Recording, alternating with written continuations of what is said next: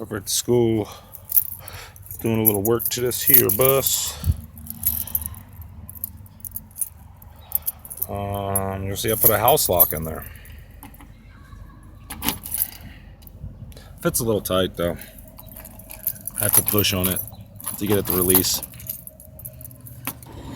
I'll probably put a washer or something under it. It touches the door a little too close.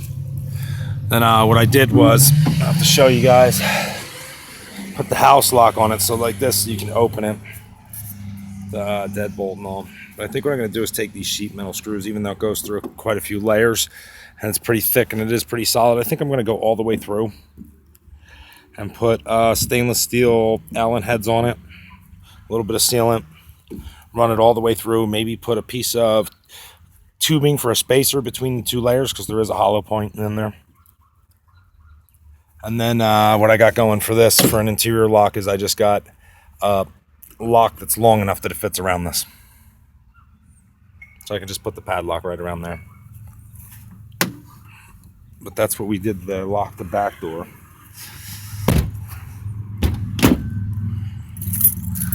So far,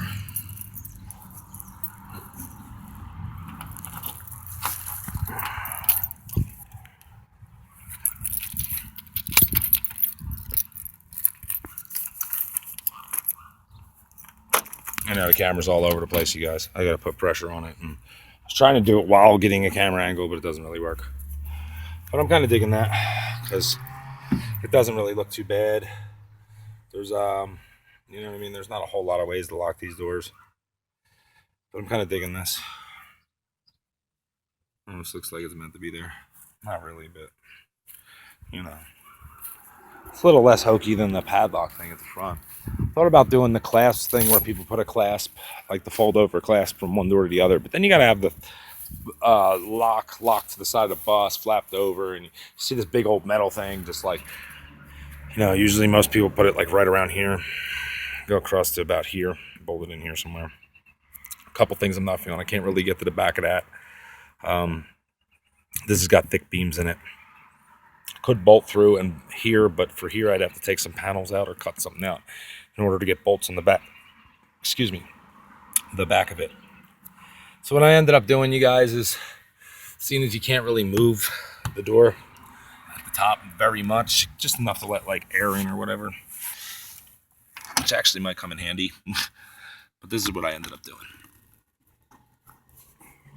It doesn't look like much. But what I did was more than one.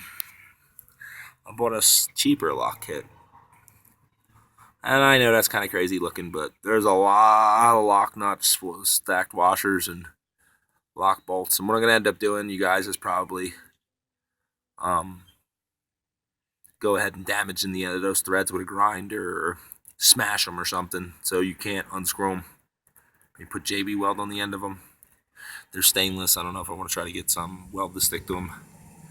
But the reason I put the clasp on the back is now when you take it off the front and you're using it normally, the only thing you're going to see is this little clasp, and you can go ahead and put it on the back, the lock.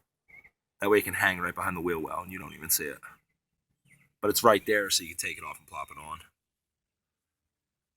on. The top piece that goes over that covers these screws, I am going to use it too.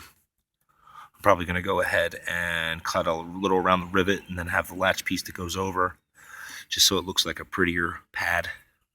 I'll probably cut it out and add it to it somehow. Then I might even paint it black so it matches other hardware, but that's what I got going. Just a heavy duty master going to the factory handle to pull the door closed from. But yeah, that's about all I really wanted to put in this video. Just to let you guys know I was doing the lock.